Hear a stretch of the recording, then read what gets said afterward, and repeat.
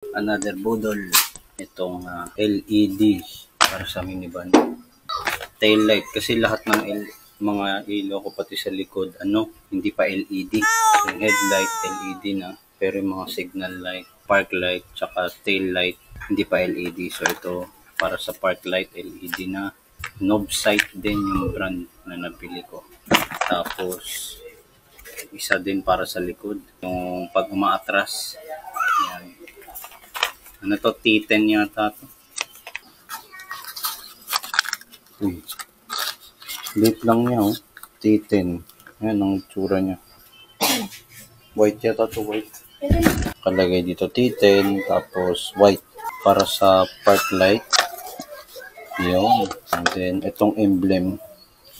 Inisip ko kung saan ko ito ilalagay. Pero napag-isip ko na dito siya ilalagay. Ayan.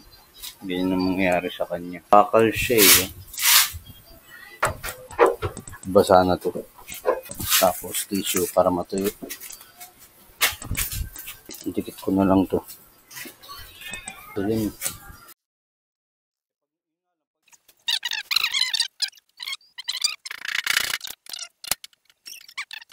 Yun. Okay din. Pwede. Wow!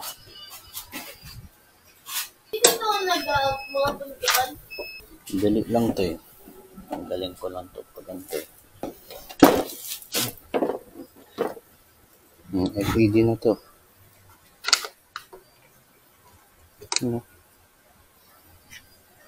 Ang galing. Ito ako na ito. Hindi ko na alam kung tama. Testing. Mga lakas. Wow! So, hindi ka siya. Oh no! Taba. Nipis kasi nito. Yun, install ko na yung T10. Lakas. Ito, di pa to LED. Yan yung stock. Ayan.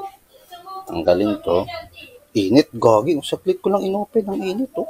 Ito, LED. Tapos yun nga lang, hindi siya ma-shoot. Hindi siya shoot kasi masikip. So, inano ko to, inukaan ko gamit ng kutsilyo para lumusot. Pero hindi ko masyado inukaan kasi once na ukang-uka, hindi malalak. Kailangan konting uka lang. Kasi once na gusto kong hugutin ulit, palitan ko, madali ko lang mahugot, hindi maiiwan to. Kasi pag hinugot ko siya ng masikip, baka maiwan to. Tapos nilagyan ko ng konting glue para pag nahata ko, hindi maiwan pag umipit. Tapos madali naman tanggalin to pag nagluhan ko na. Ayan, nilagyan ko nito, Mighty Band. Tapos konti lang para pag kinalas ko, magpapalit ako. Kasi konting-konti lang. Kabila rin. Parang malalak lang. Ganito talaga pag DIY, lalo pag hindi fit yung nabili nyo. Gagawa talaga kayo ng paraan para mag-fit. At the same time, hindi kayo masyadong mahahassle. Inukaan ko lang siyang ganyan. Gamit ng kutsilyo. Konti lang. Ay, nag-uusap sa labas kasi may nag-away kagabi ng sabunutan sa labas mismo sa tapat ng bahay ko. Sakto, nanonood ako sa CCTV noon. Kaya naawat ko kagad, hindi umabot sa grabe yung away nila. Nice. Medyo naukaan ko na. Ayun, sakto na siya. Medyo masikip pa. Ay, naku, di ba naiwan?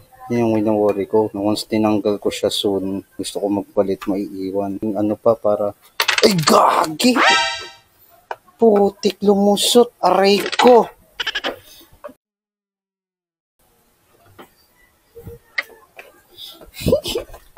Lumusot.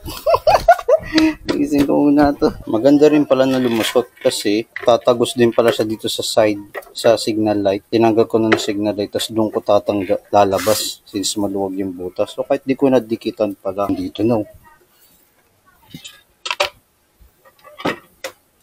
Okay lang na maiwan kasi ayan, nalaglag na. Lock. Wala. Okay lang pala. Yun, no? Wow! Parang headlight. Yung dilaw. Para pag umuulan. Ilalak ko na to. Actually, madali lang yung lock nito eh. Ang kailangan mo lang ito. Tsaka ito. Jeez, ito dadalhin ko pa rin to sa biyahe kasi once na napundi ako, at least meron akong emergency pamalit.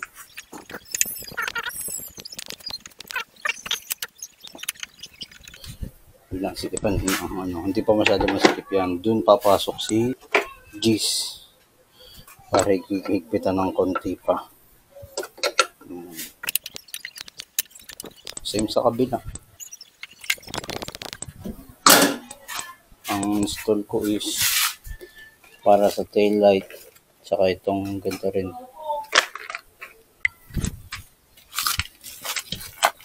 Dito hindi na kailangan baklasin yung bumper kasi sa ilalim abot naman siya. So madali lang din, parang sa motor din na headlight kung paano palitan. Then dito sa kabila in-install ko na rin at ite-testing ko na rin siya.